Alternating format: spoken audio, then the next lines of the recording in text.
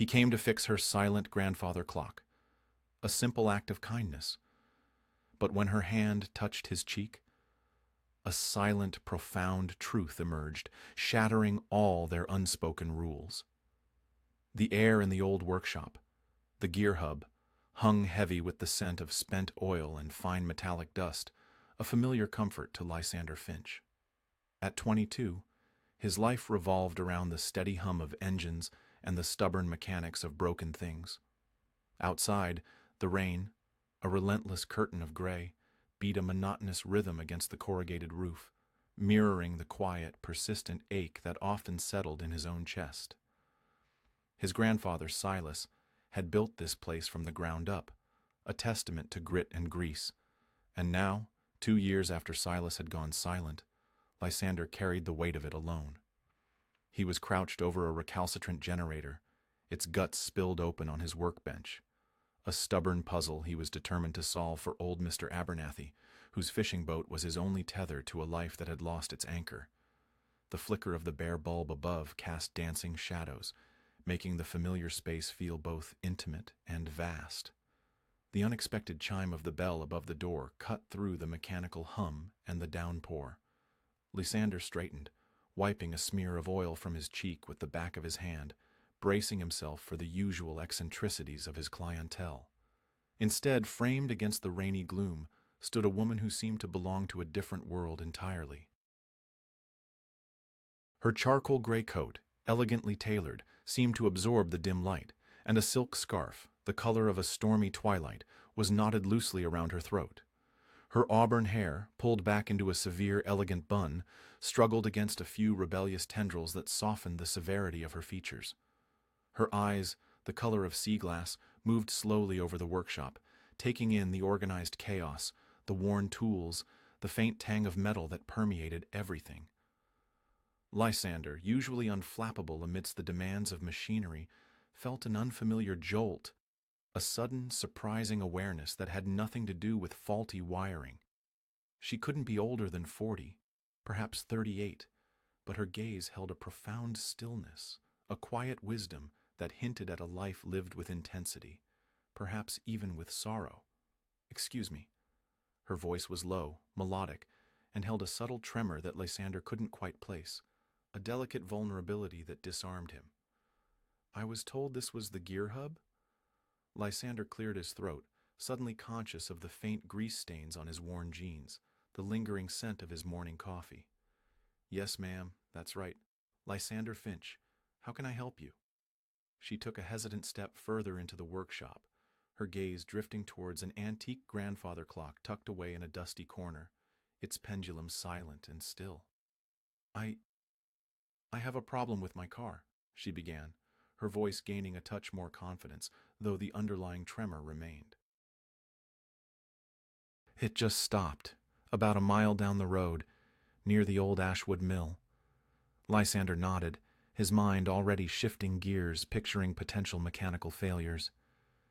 "What kind of car is it?" "A 1972 Datsun 240Z," she replied, a faint, almost imperceptible smile touching her lips, a ghost of tenderness. "It was my husband's. He loved that car." The mention of a husband and the unspoken weight of "was" settled over the small workshop like a fine, invisible dust. Lysander felt a subtle ripple of understanding, a quiet recognition of shared loss, though the nature of theirs was vastly different. Her elegant poise, the understated sorrow in her eyes, spoke of a woman navigating the treacherous landscape of grief.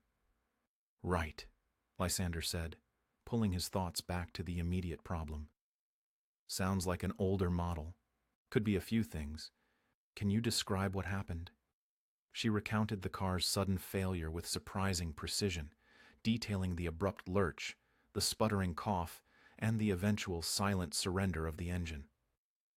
Lysander listened intently, his gaze occasionally drifting to her face, noticing the faint, almost imperceptible lines of worry etched around her sea-glass eyes, the way her fingers, long and elegant, nervously toyed with the delicate clasp of her small leather handbag.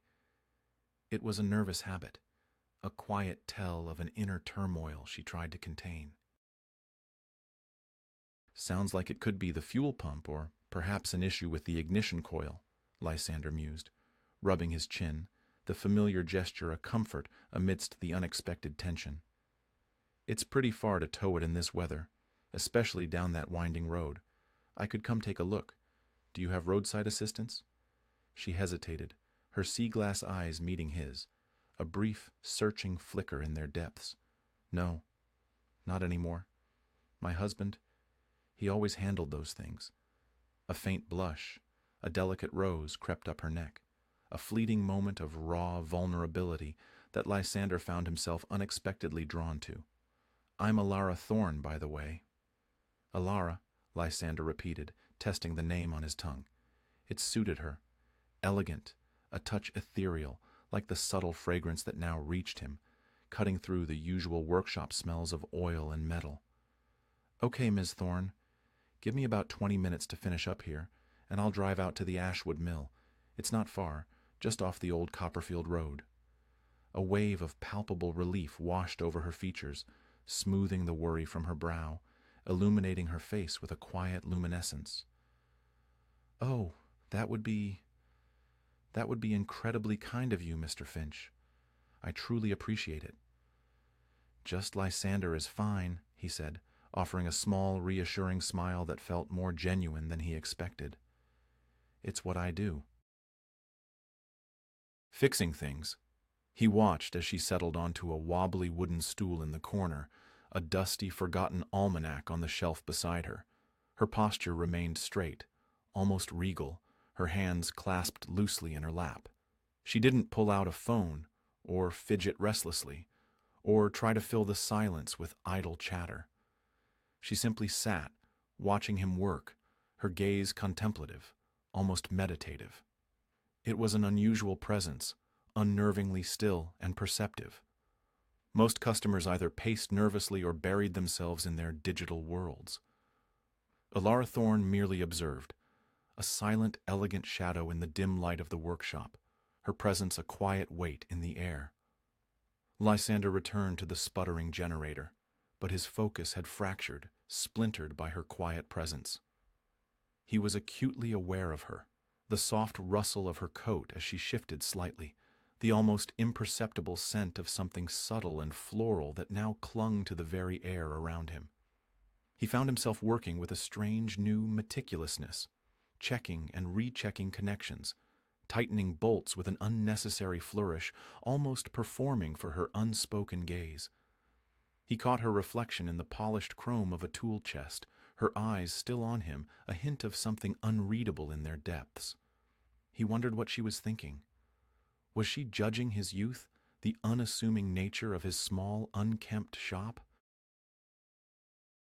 Or was there something else, a flicker of something he couldn't quite decipher, a silent question in her steady gaze? He finally coaxed the generator to life, the engine roaring with a satisfying, powerful purr. "All right, Mr. Abernathy's good to go," he announced, more to himself than to Elara, the words a release of pent-up energy. He grabbed his toolbox, a heavy, worn metal container that had been his grandfather's, its dents and scratches telling a silent history of countless repairs. "Ready when you are, Miss Thorne." She rose with an unhurried grace, her movements fluid, almost dancer-like. "Thank you, Lysander." Her voice was soft, a whisper against the lingering hum of the generator. The drive to the Ashwood Mill was short, yet it felt impossibly long, each moment punctuated by the drumming rain against the windshield and the rhythmic swipe of the wipers. Elara sat silently in the passenger seat of Lysander's battered old pickup truck, gazing out at the blur of rain-streaked trees, her profile serene. The air in the truck was thick with the familiar scents of old coffee, damp canvas, and engine oil, a stark, almost jarring contrast to her delicate, subtle perfume. They found the Datsun pulled off to the side of the narrow, winding road, its sleek, vintage lines looking somehow forlorn, abandoned in the relentless rain. Lysander pulled his truck up behind it, the headlights cutting through the gray afternoon gloom, illuminating the car in a stark, almost cinematic tableau. "Stay in the truck if you want," Lysander offered, grabbing a large, heavy tarp from the truck bed, its canvas stiff and damp. It's pretty wet out there, and the wind's picking up. No, I'll come, she said, her voice firm, resolute. I want to see what you're doing. I want to understand. He watched her for a moment, surprised by her quiet resolve, then simply nodded. He draped the tarp over his head and shoulders, grabbed his tools, the familiar weight a comfort, and headed for the Datsun's hood. Elara, despite her tailored charcoal coat, stepped out into the pouring rain without hesitation, pulling the collar up around her neck, her gaze fixed on the car, a silent vigil. Lysander popped the hood. The engine compartment, surprisingly clean for an older car, spoke volumes of her late husband's meticulous care, a silent testament to his passion. He ran through a quick diagnostic, checking the usual suspects: battery terminals, fuses, visible wiring. Everything seemed to be in order. He tried to start it. A weak, mournful cough, a final, despairing gasp from the old engine, then nothing but the relentless drumming of the rain. He pulled out his multimeter, a precise tool that hummed faintly as he connected its leads to various points in the car's electrical system. He methodically traced the intricate pathways, the rain plastering his hair to his forehead, dripping onto his work shirt. Elara stood beside him, holding the edge of the tarp over his head to shield him from the worst of the downpour, her slender arm surprisingly strong as she held the heavy canvas.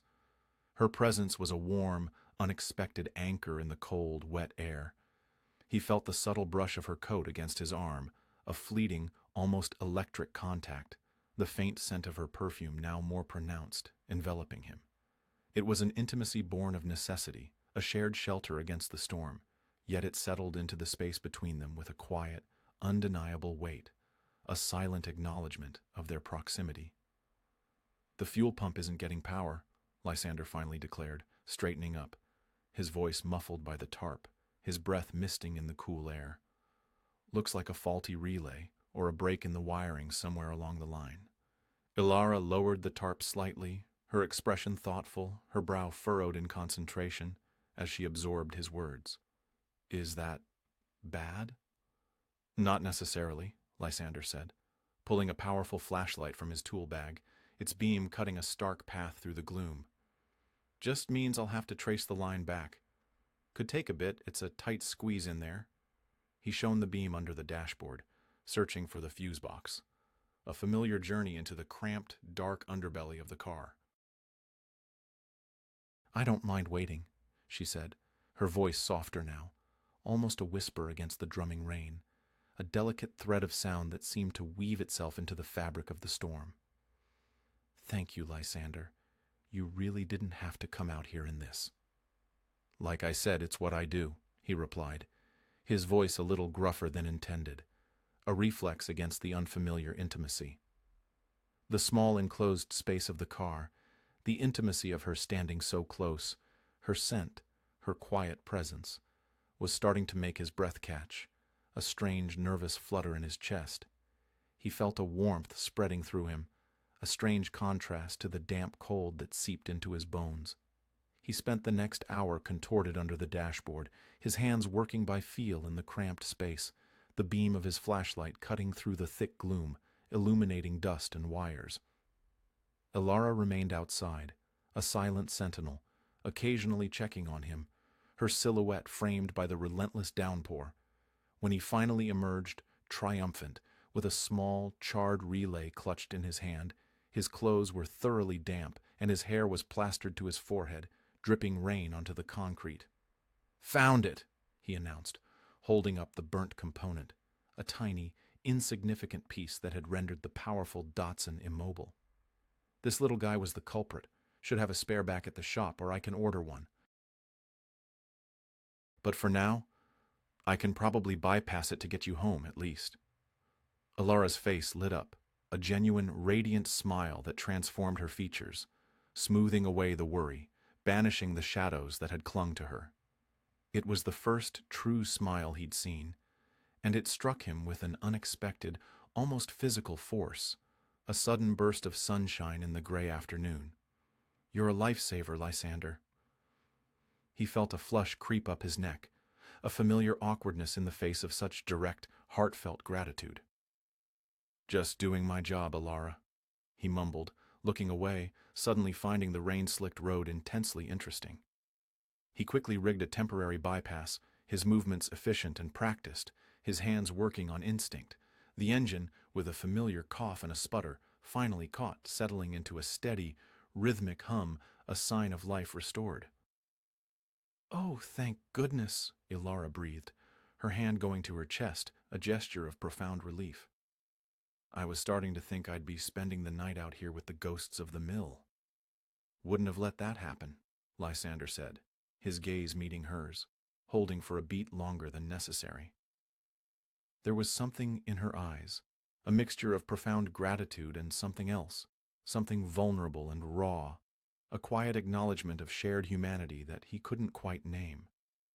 He looked away again, suddenly, intensely awkward. "You should be good to drive it back to the shop now. We'll get a proper relay in there tomorrow morning.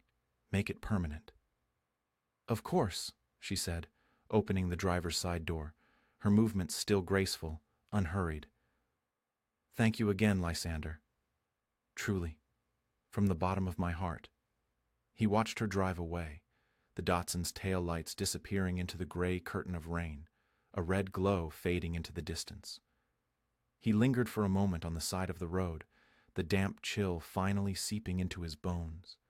But beneath the chill, a strange, quiet hum vibrated beneath his ribs.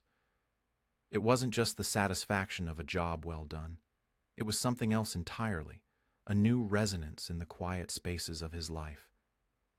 You won't believe who took his side. This is just the start. It gets stronger. The sun, a generous golden orb, finally broke through the clouds the next morning, banishing the lingering dampness and painting the world in fresh, vibrant hues. Lysander was at the gear hub before the first rays had fully climbed above the old oak trees that bordered the property, the faint, clean scent of ozone lingering in the air. He found the correct relay for Elara's Datsun in an old metal bin, a true relic from his grandfather's meticulously organized, if slightly chaotic, inventory, a bin labeled Vintage Japanese Electrical. He spent the early hours cleaning the workshop, sweeping away the last of the sawdust, wiping down the tools, a restless, nervous energy humming beneath his skin. He wondered when Elara would arrive, and a strange, unfamiliar anticipation, a quiet flutter, curled in his gut. Just as the sun touched the higher windows of the workshop, casting long, golden streaks across the concrete floor, the Datsun purred into the bay, its engine sounding remarkably healthy. Elara was at the wheel, her auburn hair still pulled back in its elegant bun, but today she wore a less formal, albeit still impeccably elegant, dark green sweater over a cream-colored blouse. She looked less like an ethereal apparition and more like a woman stepping cautiously, yet gracefully, back into the vibrant rhythm of the world. "Good morning, Lysander," she said, her voice soft, a hint of a genuine smile playing on her lips, a warmth that seemed to fill the very air around her. "Morning, Elara," he replied, feeling an immediate warmth spread through him at the sight of her, a familiar ease settling into his chest. "Ready for the real fix?" She nodded, stepping out of the car, her movements fluid and unhurried. "As ready as I'll ever be, I suppose." Lysander set to work immediately, the familiar rhythm of his hands a welcome comfort, a grounding force amidst the subtle, unfamiliar tension. He removed the jury-rigged bypass with practiced ease, then carefully, meticulously installed the new relay, tightening the connections with a precise, almost surgical touch.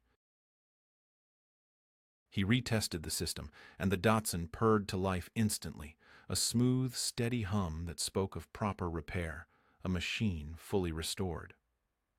"There you go," he said, straightening up, wiping his hands on a clean rag, the scent of oil clinging to his skin. "Good as new, or perhaps even better." Elara walked to the front of the car, her fingers tracing the smooth chrome of the bumper, almost caressing the metal.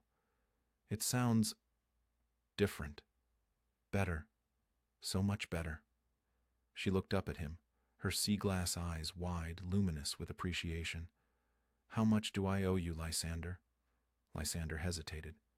He had worked out a fair price, factoring in the time and the cost of the part, the usual business calculations. But looking at her, seeing the quiet appreciation, the almost childlike wonder in her gaze, a different impulse stirred within him, a generous, unbidden instinct. "Just the cost of the part," he found himself saying, the words surprising even himself, tumbling out without conscious thought. The house call was on the house, Elara? Consider it a courtesy. Elara's brows furrowed slightly, a delicate line appearing between them. "Lysander, that's not fair. You spent hours out there yesterday in that dreadful rain. You were soaked through." "Consider it a neighborly gesture, then," he said, shrugging, trying to appear nonchalant, to deflect the weight of her gratitude. Besides, it was a good challenge.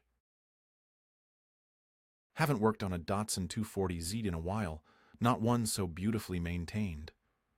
A beat of charged silence stretched between them, filled only by the quiet hum of the Datsun's newly restored engine. Elara studied him, her gaze piercing, as if trying to discern the true motive behind his words, to unearth the deeper meaning. Lysander felt a warmth rise to his cheeks, a faint blush that betrayed his attempt at casualness, and he shifted uncomfortably, feeling exposed under her quiet scrutiny. He wasn't used to this kind of intensity, this probing gaze. "Well," she finally said, her voice soft yet firm, imbued with a quiet resolve, "in that case I insist on bringing you a proper thank you. I'm a baker, you see, a small one, just for special orders from my home kitchen, but I make a mean apple crumble, an old family recipe passed down through generations." "An apple crumble?" Lysander's eyes widened slightly, a genuine, boyish delight spreading across his face. That sounds really good, Elara. My grandmother used to make the best apple crumble. I haven't had one like that in years." The memory, a bittersweet pang, settled in his chest. "It is," she affirmed, a small, genuine smile playing on her lips, a warmth radiating from her.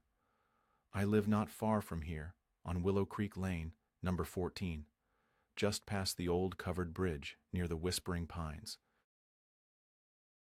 Would tomorrow afternoon work for you? Around 3?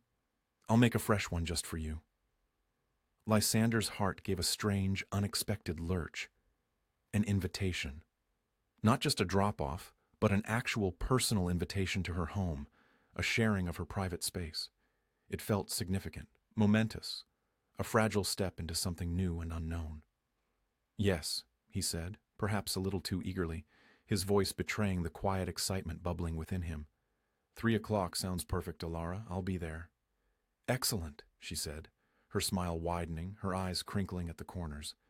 "Then I'll see you tomorrow, Lysander." She paused, her gaze lingering on his for a moment, a silent, unspoken question hanging in the air. Then she turned and slid back into the driver's seat of the Datsun. The car pulled out of the workshop bay, its engine purring smoothly, a symbol of quiet victory, and disappeared down the street, leaving behind a lingering scent of apples and a profound sense of anticipation. Lysander stood for a long moment, the scent of her perfume lingering in the air, a ghost of a touch on his arm, a whisper of a promise in the quiet hum of the workshop. He couldn't shake the image of her smile, the way her sea-glass eyes had sparkled with genuine gratitude, with something deeper. He felt a strange lightness in his chest, an unfamiliar flutter of anticipation that had nothing to do with carburetors or ignition coils, but everything to do with the quiet, unexpected connection he had found. He spent the rest of the day in a peculiar haze, occasionally catching himself humming under his breath, a habit he hadn't indulged in since before his grandfather passed, a melody of quiet hope. The next afternoon, Lysander found himself inexplicably nervous, a knot of unfamiliar anxiety tightening in his stomach. He showered with unusual care, scrubbing away the ingrained grease and oil, then changed into his cleanest jeans and a fresh long-sleeved shirt, scrutinizing himself in the chipped mirror. He even attempted, with limited success, to tame his perpetually unruly dark hair. He arrived at Willow Creek Lane, number 14, promptly at 3, his heart thumping a little faster than usual against his ribs. Elara's house was a charming two-story Victorian, painted a soft sage green with pristine white trim, its porch railing adorned with a sprawling, vibrant rose bush, its blossoms still clinging defiantly to the end of summer. It exuded a quiet elegance, a palpable sense of lived-in comfort and subtle grace. He noticed a small, meticulously maintained vegetable garden in the back, rows of vibrant greens and ripening tomatoes, and a worn canvas hammock slung between two ancient, gnarled oak trees, swaying gently in the faint breeze. It felt like a place where time slowed, where quiet moments were cherished. He knocked on the heavy wooden door, his knuckles brushing against the cool, smooth surface, his heart giving another nervous thump. Elara opened it almost immediately, as if she had been waiting, her smile warm and genuine, a soft apron tied over her sweater, a delicate smudge of flour on her cheek. She looked effortlessly beautiful, approachable. "Lysander, right on time," she said, her voice a soft welcome, stepping aside to let him in, a subtle gesture that invited him into her private world. Come in. It's just out of the oven. Still warm." The interior of her home was as inviting as its exterior, a symphony of warm colors and comforting scents. The air was thick with the intoxicating aroma of baked apples and cinnamon, mingling with the subtle, comforting scent of old books and something faintly floral, perhaps jasmine. Sunlight streamed through tall, arched windows, illuminating dancing dust motes in the golden light, painting stripes across the polished wooden floors. The living room was filled with antique furniture, worn but cherished, draped with warm rugs and shelves overflowing with books, each spine a promise of stories untold. It felt like a sanctuary, a place where worries dissipated, where time itself seemed to slow to a more gentle rhythm. "Wow," Lysander breathed, taking it all in, his gaze lingering on the intricate details, the quiet beauty. "Your home is beautiful, Elara. Truly." She chuckled softly, a low, melodic sound. "Elara, please. And thank you. It's been a work in progress for many years. A labor of love, really. My husband and I spent years restoring it." She gestured towards a small, round table in a sunlit breakfast nook in the kitchen, bathed in the soft afternoon light. "Come, sit. I've made tea. It's a special blend, Darjeeling." He sat, feeling slightly out of place in his everyday work clothes, acutely aware of the faint lingering scent of oil on his hands, but Elara seemed to notice only his presence, her gaze warm and accepting. She brought out a ceramic dish, still warm from the oven, with a golden brown apple crumble, its crust glistening, and 2 steaming mugs of tea, the fragrant steam curling delicately into the air. The crumble was exquisite, beyond anything he had tasted, the apples perfectly tender, the spices perfectly balanced, the crust sweet and crumbly, a taste of pure comfort. Lysander ate slowly, savoring each bite, a rare sense of profound peace settling over him. "This is incredible, Elara," he said, looking up at her, his voice imbued with genuine awe. "Really, best apple crumble I've ever had. Truly." Her eyes crinkled at the corners as she smiled, a genuine, unforced expression of pleasure. "I'm glad you think so. It's an old family recipe, passed down from my grandmother. A little bit of magic in every bite," she used to say. They talked softly at first, a cautious dance around the edges of their lives, then with increasing ease, the words flowing more freely, finding a natural rhythm. Elara spoke of her baking, her deep love for old, leather-bound books, and the quiet rhythm of her life in the old house, the solitary comfort of routine. Lysander found himself opening up in turn, speaking of his grandfather, the challenges and quiet joys of running the gear hub, and his own quiet aspirations, his dreams of modernizing the shop, perhaps even expanding into restoring antique machinery, a secret dream he hadn't shared with anyone else, not even his closest friends. She listened intently, her head tilted slightly, her sea-glass eyes fixed on his, absorbing every word. There was a genuine, unwavering interest in her gaze, a quiet empathy, a profound sense of understanding that made him feel seen, truly seen, for the first time in a long time. She didn't offer empty advice or platitudes. She simply listened, her presence a comforting warmth, a quiet, non-judgmental embrace.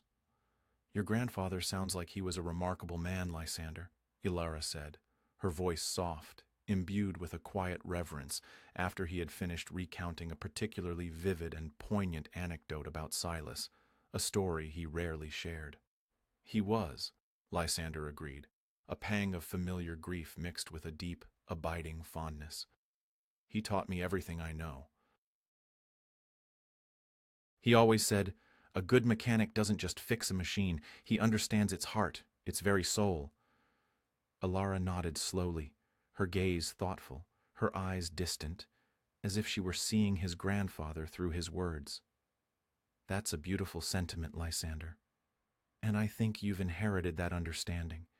You fixed the Datsun with such care, as if you understood its heart, its history." The compliment, delivered with such sincerity, with such quiet conviction, sent a jolt through Lysander, a warmth spreading through his chest. He felt a blush creep up his neck, a familiar awkwardness in the face of such profound recognition. "Just doing my job, Elara," he mumbled again. But this time, the words felt profoundly inadequate, a hollow echo against the weight of her observation. The afternoon passed in a comfortable haze, a cocoon of conversation, and the lingering scent of baked apples. He told her about growing up in the shadow of his grandfather's shop, the endless hours spent tinkering, the smell of oil and metal becoming as familiar as his own skin.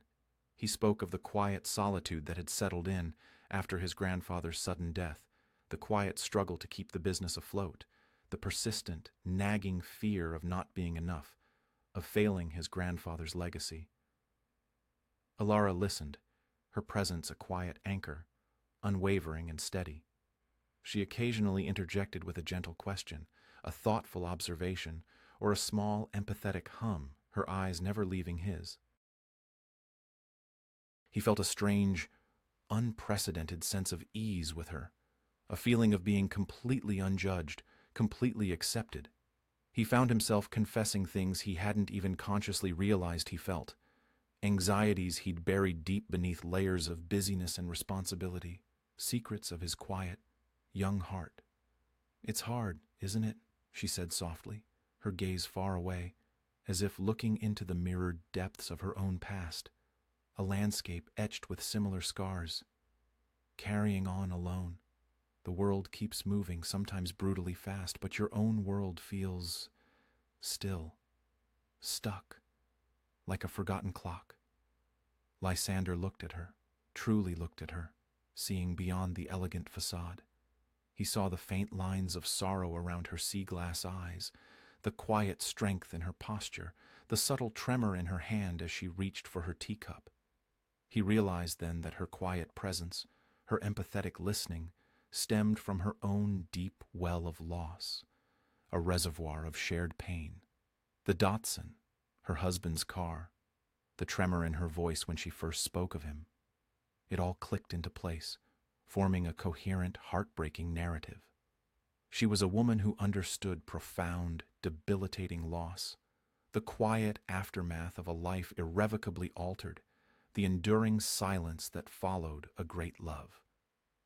"Yes," he said, his voice barely a whisper, thick with unacknowledged emotion. "It is, Elara." It truly is. The air in the kitchen seemed to thicken, a shared understanding settling between them, a silent acknowledgement of their respective burdens, their individual battles with grief and solitude. It was a moment of profound vulnerability, a fragile bridge built not of words, but of unspoken pain and shared empathy. Lysander felt an almost overwhelming urge to reach out, to offer a gesture of comfort, a reassuring touch, but he held back, uncertain, acutely aware of the delicate boundaries that lay between them. The age difference, the social conventions, the sheer newness of this unexpected connection. It all hummed beneath the surface, a silent, powerful tension. As the afternoon light began to fade, casting long, ethereal shadows across the kitchen floor, Lysander realized he had overstayed his welcome, that the quiet afternoon was drawing to a close. He stood up, feeling a reluctant pull, a gentle ache of sadness at having to leave the warmth of her home, her presence. "I should go," he said, his voice a little hoarse, a quiet regret laced through his words. "Thank you for the crumble, Elara, and for everything, for listening." She stood too, her hand resting lightly on the back of a chair, her posture still graceful, almost regal. Her gaze met his, and this time there was no hesitation, no awkwardness, only a profound, unwavering connection. Her eyes held a deep, profound understanding, a quiet warmth that seeped into his very bones, a silent affirmation. "Lysander," she began, her voice soft, almost a sigh, a breath of air that carried unexpected weight. "It was truly a pleasure, a very unexpected pleasure indeed." She paused, then took a single hesitant step closer, a deliberate movement that seemed to defy the unspoken boundaries. The distance between them, which had seemed so vast moments before, suddenly felt insignificant, charged with unspoken possibility. "You know," she continued, her voice barely above a whisper, her eyes never leaving his, holding him captive. "Sometimes, when you least expect it, you find what you need. You find a quiet harbor. What happens now, no one expected, but it's what restores fairness." Lysander left Elara's home that afternoon with a strange mix of exhilaration and profound confusion, his mind reeling with the quiet intensity of their connection. The scent of apple crumble, sweet and comforting, still clung to his clothes, a tangible reminder of the afternoon. But it was Elara's words, her unwavering gaze, that truly lingered, replaying in an endless loop in his mind.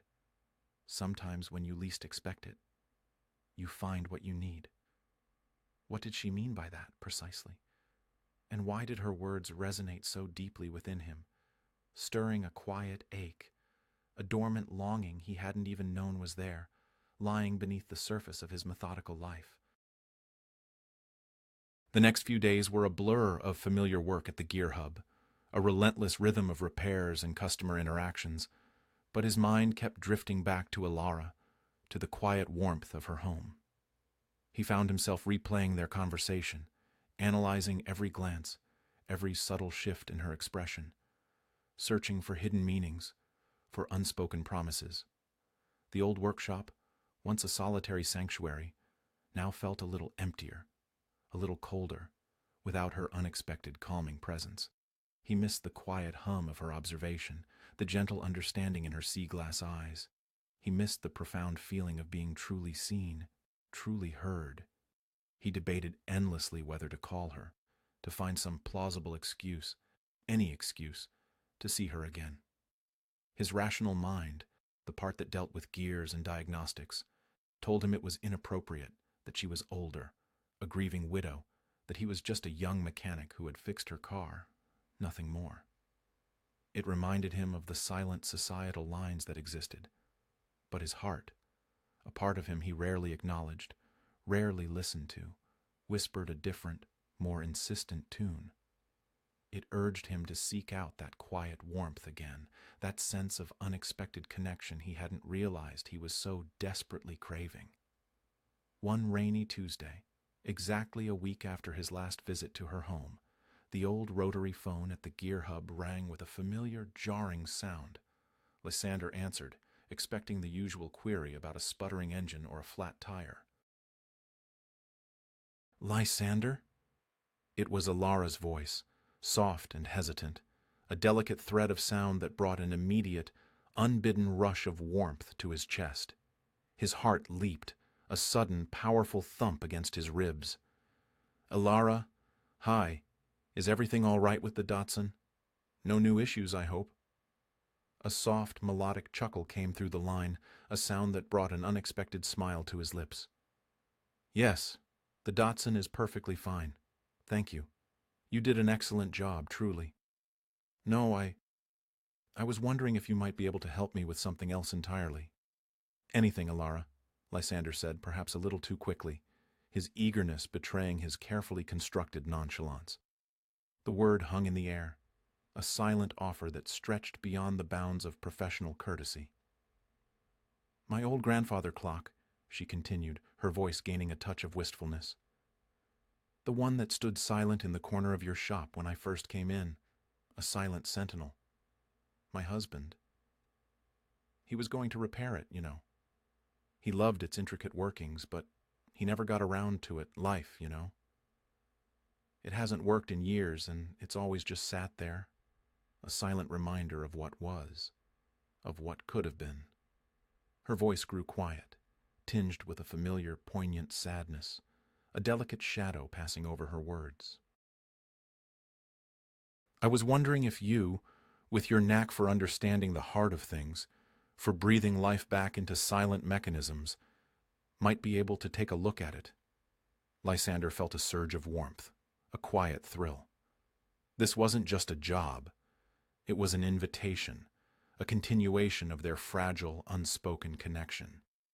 I'd be glad to, Elara. I love old clocks. They have so much history. Bring it by whenever you can. Actually, she hesitated, a pause that spoke volumes, then continued, her voice dropping to a soft, almost conspiratorial tone. It's quite heavy, you see, and rather delicate. I was hoping, perhaps you wouldn't mind coming to my home again. I could make us some more tea. And another crumble, perhaps? A fresh one. The invitation, unspoken but vibrantly clear, hung in the air, a delicate thread stretching between them. It wasn't about the clock, not really. It was about shared space, about unspoken connection, about the fragile possibility of something more. Lysander's chest tightened with a quiet, exhilarating thrill. I'll be there, he said, his voice firm, unwavering, leaving no room for doubt. Tomorrow morning, around 10? Does that work for you? Perfect, she said, her voice lighter now, infused with a subtle joy that resonated through the phone line. See you then, Lysander. I'll be looking forward to it. The next morning, Lysander arrived at Elara's house with his specialized clock repair tools, a small, intricate set of brass instruments he'd inherited from his grandfather, each piece worn smooth by years of careful use. The air inside was again filled with the comforting, intoxicating scent of tea and fresh-baked goods, a domestic symphony that soothed his nerves. Elara met him at the door, her eyes bright, a genuine, welcoming smile illuminating her face. "Welcome back, Lysander," she said, her voice a warm embrace. She led him to the living room, where the stately grandfather clock stood against a wall, its elegant dark wooden casing gathering a fine layer of dust, a silent, imposing presence. "She's a beauty," Lysander murmured, running his hand over the polished cold wood, feeling the grain beneath his fingertips. "A true classic. They don't make them like this anymore." He set to work, his movements methodical and precise, a familiar dance of hands and tools. He carefully removed the intricate mechanism, laying out the gears, springs, and tiny cogs on a soft, clean cloth he'd brought, a miniature universe of brass and steel. Elara sat nearby, curled on a plush armchair watching him, a book open on her lap, but her gaze often drifted to his hands, to his focused, absorbed expression. The quiet hum of the clock's inner workings, the soft clink of a tool against metal, filled the comfortable silence. He discovered a tiny, almost imperceptible bend in one of the main gears, a minute flaw, a barely visible distortion that had, nonetheless, completely stopped the entire, intricate mechanism. It was the kind of intricate problem that only a keen eye, honed by years of practice, and a patient, steady hand could uncover. He carefully straightened the gear, his movements delicate yet firm, then meticulously cleaned and oiled each tiny component, bringing it back to pristine condition. As he worked, a comfortable, almost palpable silence settled between them. It wasn't awkward or strained, but a shared, quiet space where words weren't needed, where understanding transcended speech. He felt her presence as a gentle, unwavering warmth, a calming anchor in the room, a silent witness to his work. He occasionally glanced up, catching her watching him, a soft, unreadable expression on her face, a quiet intensity in her gaze. Hours passed, marked only by the shifting light filtering through the tall windows. The morning light softened, then deepened, giving way to the gentle golden glow of late afternoon. He worked with an almost meditative focus, completely absorbed in the delicate task, and Elara remained a silent, steady presence, her quiet observation a comforting weight. He felt a profound sense of peace in her home, a quiet contentment that he rarely experienced in the bustling, demanding world of the gear hub. Finally, with a soft, precise click, he reassembled the last component, each piece finding its perfect place. He wound the clock, turning the heavy key with a satisfying resistance, and with a soft, resonant tick-tock, the pendulum began to swing, a steady, rhythmic heartbeat filling the quiet room. The chime, a clear, melodic tone, resonated through the air, marking the passage of time, a sound that had been absent for years. Elara gasped softly, her hand going to her mouth, her breath catching in her throat. Her sea-glass eyes welled up, bright with unshed tears, shimmering like sunlight on water. "You did it," she whispered, her voice thick with raw emotion, almost a sob. "You actually did it, Lysander." Lysander felt a surge of professional satisfaction, but it was immediately eclipsed by the raw, overwhelming emotion on her face. He saw the years of quiet grief, the lingering ache of loss, the unspoken weight she had carried, suddenly pierced by a small, unexpected burst of hope, of solace. The clock, silent for so long, now chimed with a gentle, resonant tone, marking the passage of time. Yes, but perhaps more significantly, marking the beginning of new time, a time imbued with possibility. "It's beautiful," she said again, her voice barely audible, a fragile whisper. She rose slowly and approached the clock, her fingers tracing its polished surface, almost caressing it. Then she turned to him, her sea-glass eyes luminous with unshed tears, her gaze full of a profound gratitude that transcended mere words. "Lysander," she began, her voice trembling slightly, fragile with unspoken meaning, "you have no idea what this means to me. It's like a piece of him, a piece of our life together, has been brought back to life. A tangible memory, alive again." He watched her, a knot tightening in his chest, a strange, unfamiliar ache. The vulnerability in her eyes was almost unbearable, yet it drew him in with an irresistible force, a magnetic pull he couldn't deny. He saw her pain, her resilience, and a profound, aching loneliness that mirrored his own, a shared burden.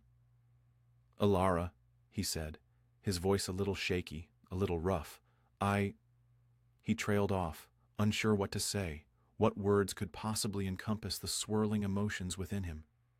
The space between them hummed with unspoken words, with raw, powerful emotions, a silent language they both understood.